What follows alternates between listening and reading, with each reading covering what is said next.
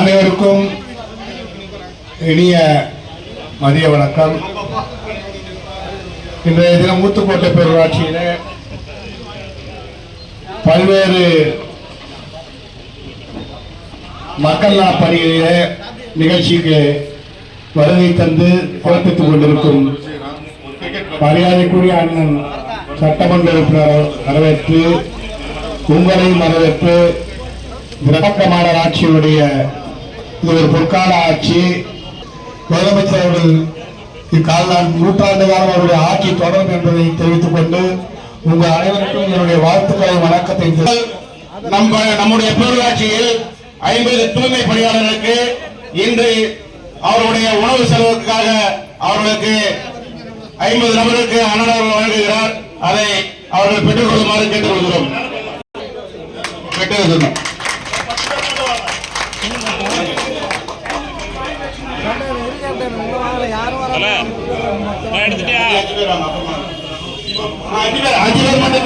எல்லாருக்கும் உண்டு. 5 பேர் போட்டோ எடுத்துக்கா அண்ணன் கையில வாங்கிமா கையால கொஞ்சம் போட்டோ என்ன போட்டோ அண்ணன் கையை வைக்கிறேங்க. தலைவர் ஒண்ணு அண்ணன் ஒண்ணு அவங்களாம் நின்று எடுக்கிறது கரெக்டா இருக்கும்.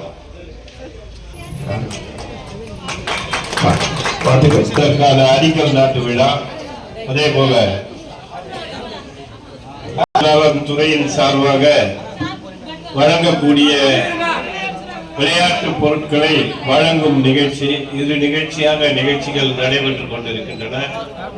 இந்த நிகழ்ச்சியிலே எங்களை எல்லாம் வரவேற்றிருக்கக்கூடிய பேரூராட்சி மன்றத்தினுடைய தலைவர் அப்துல் ரஷீத் அவர்களே, பேரூராட்சி மன்ற துணைத் தலைவர் தம்பி குமரவேல் அவர்களே, பேரூராட்சியினுடைய செயலாளர் அவர்களே, இந்த பேரூராட்சியினுடைய திராவிட முன்னேற்ற கழகத்தின் செயலாளர் சகோதரி அபிராமி குமரவேல் அவர்களே, எங்களோடு வருகை தந்திருக்கக்கூடிய பொதுக்குழு உறுப்பினர் ஏவிஆர் அவர்களே, ரவிக்குமார் அவர்களே, நம்முடைய வார்டு உறுப்பினர்கள் எல்லார் பேரையும் சொல்லலாம், இருந்தாலும் இப்ப சொல்ல பார்த்துல வார்டு உறுப்பினர்களே, அதே போல பத்திரிகையாளர் நண்பர்களே, இந்த விளையாட்டு பொருட்களை எடுத்து சென்று பயன்படுத்த இருக்கக்கூடிய எனது அருமை விளையாட்டு வீரர்களே, இளைஞர்களே, உங்கள் அத்துணை பேருக்கும் என் நெஞ்சார்ந்த வணக்கத்தினை பதிவு செய்து கொள்கிறேன். நீங்க விளையாட்டுத்துறையை பற்றி கேள்விப்பட்டிருப்பீங்க நிறைய. ஆனால் இந்த விளையாட்டு துறைக்கே ஒரு முத்தாய்ப்பு வைக்கிற மாதிரி இன்றைக்கு நம்முடைய துணை முதலமைச்சர் விளையாட்டு துறையினுடைய அமைச்சராக பொறுப்பேற்ற பிறகுதான் இந்த விளையாட்டு துறையே கொஞ்சம் உயர்ந்திருக்கிறது என்பது உங்கள் அத்தனை பேருக்கு தெரியும். ஏன்னா உங்களாண்ட போயிட்டு நாங்க எந்த தகவலையும் தவறா சொல்ல முடியாது. ஏன்னா நீங்கள்லாம் படித்த இளைஞர்கள், கணினியை கையால் தொட்டு உலகத்தை சுற்றி வருபவர்கள் நீங்கள் எல்லாம். இன்றைக்கு கணினி உங்களுடைய பாக்கெட்டிலே இருக்கின்றது. உலகத்திலே எந்த மூலைக்கு சென்று என்ன நடக்கிறது என்றாலும் கணினியினுடைய திரையை தொட்டு உலகத்தை சுற்றி வரக்கூடிய காலத்திலே நாம் எல்லாம் வாழ்ந்து கொண்டிருக்கிறோம். அதனால நான் இங்க தவறான தகவல்களையோ இல்ல வேறு மாதிரியான தகவல்களை என்னால் நிச்சயமாக இந்த இடத்துல பதிவு செய்ய முடியாது.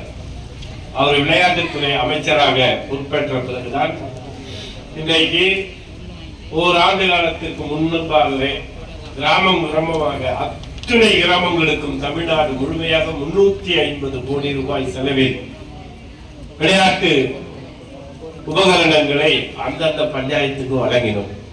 அதற்கு பிறகு இந்த பேரூராட்சிகள், நகராட்சிகள், மாநகராட்சிகள் என இந்த இளைஞர்கள் எல்லாம் பயன்பெற வேண்டும் என்பதற்காக இன்றைக்கு இந்த விளையாட்டு உபகரணங்கள் உங்களுக்கு வழங்கப்படுகிறது.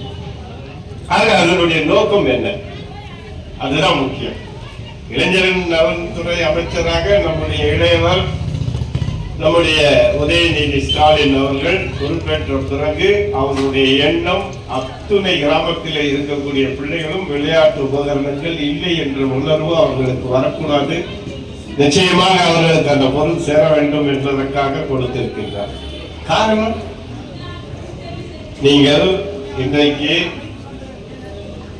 பல்வேறு நான் சொன்ன பாக்கெட்டிலேயே கணினியின் வாயிலாக உலகத்தை சுற்றி வரக்கூடிய மனிதர்களாக நாம் இருக்கின்றோம்.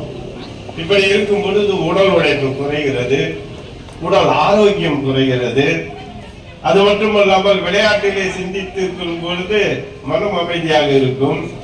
மனம் கொஞ்சம் தடுமாறுனா பாருங்க, இன்னைக்கு எத்தனை பிள்ளைங்க உங்களா கூட படிக்கிற பிள்ளைங்க எல்லாம் தேவையில்லாத பொருட்களை எல்லாம் பயன்படுத்தி தன்னை அழித்துக் கொண்டிருக்கிறார்கள்.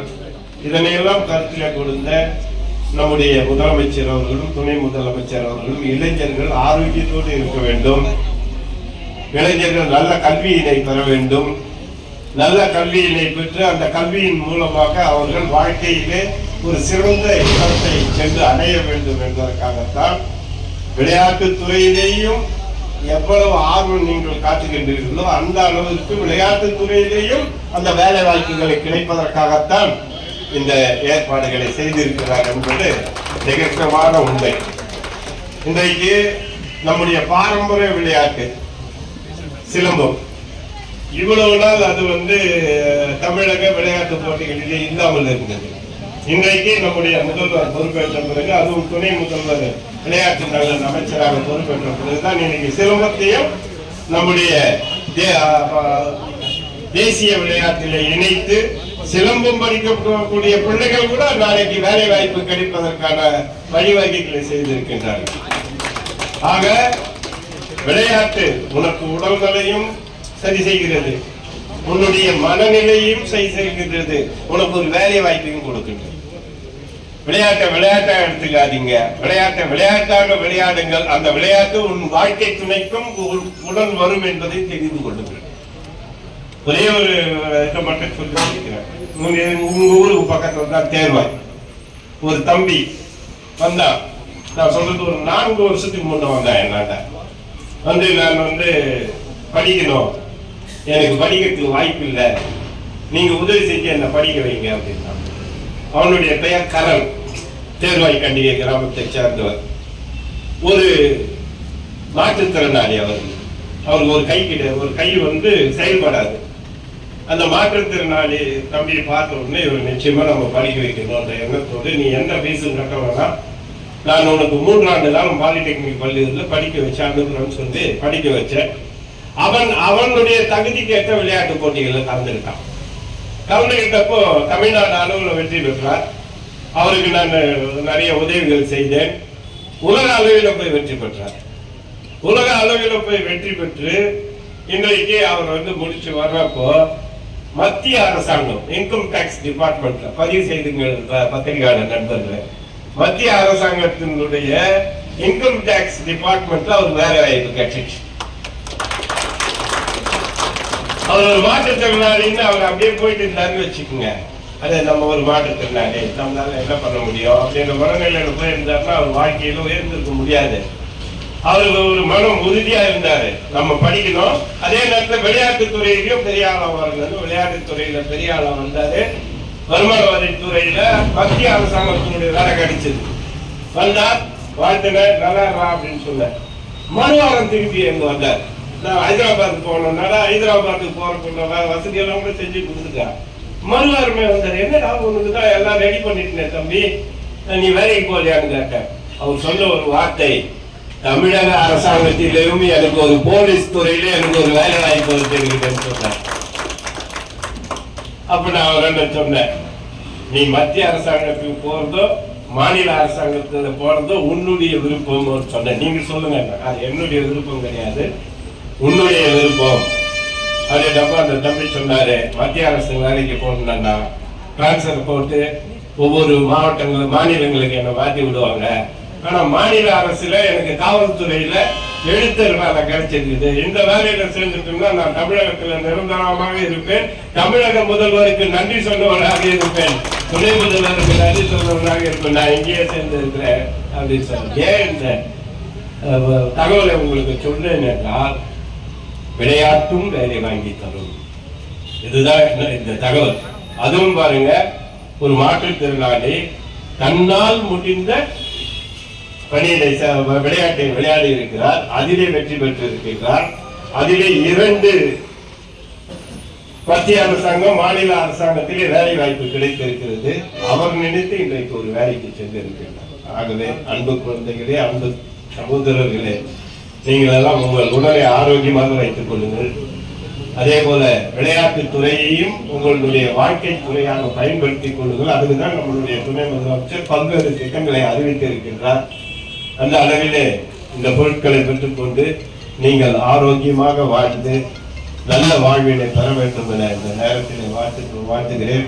இந்த நிகழ்ச்சியினை எனக்கு இந்த நேரத்தில் ஏற்பாடு செய்து தந்த இந்த நம்முடைய பேரூராட்சி தலைவர், நம்முடைய பேரூராட்சியினுடைய துணைத் தலைவர், பேரூராட்சியினுடைய செயலாளர், நம்முடைய பேரூராட்சியினுடைய செயல் அலுவலர் மற்றும் அதிகாரிகளுக்கும், வார்டு மெம்பர்களுக்கும், வார்டினுடைய கிளை செயலாளர்களுக்கும், அன்பு தம்பிகளுக்கும் என் வணக்கத்தை தெரிவித்து விடைபெறுகிறேன். நன்றி, வணக்கம். 1வது வார்டு ரஹீம் வார்டை சேர்ந்த இளைஞர்கள் வருமாறு அன்போடு கேட்டுக்கொள்கிறோம்.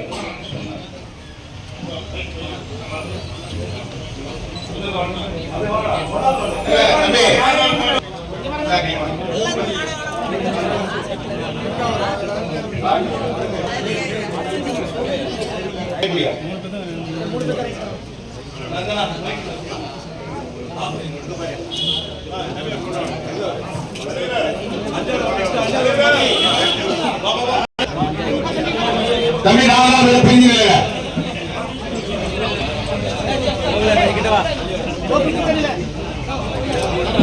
இருக்குமா 6வது வார்டுல அனிதா, இன்னைக்கு தோழர் வந்த நண்பர்கள் தம்பி வரலாம். உங்களுக்கு பிடிக்கும்.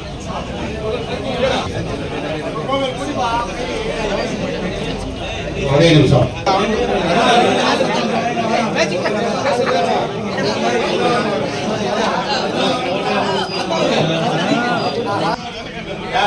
முன்னாள் இல்ல சாரி திருவள்ளூர் சுந்தரி.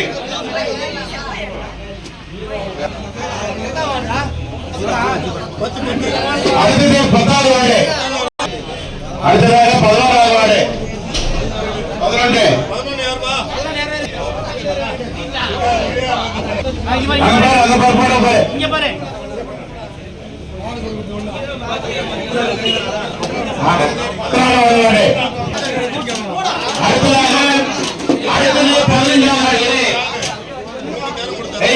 அடுத்தது 15 சிட்டம்பாக்கம்.